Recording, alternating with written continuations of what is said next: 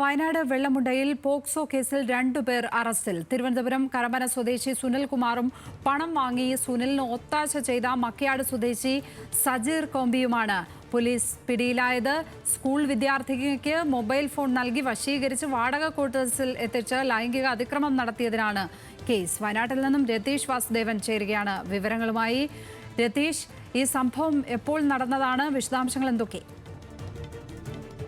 2024 ഒക്ടോബറിൽ 2 മാസം മുമ്പാണ് ഈ സംഭവം നടന്നത്. ഇത് സംബന്ധിച്ച പരിശോധനകൾ പോലീസ് നടത്തി വരികയായിരുന്നു.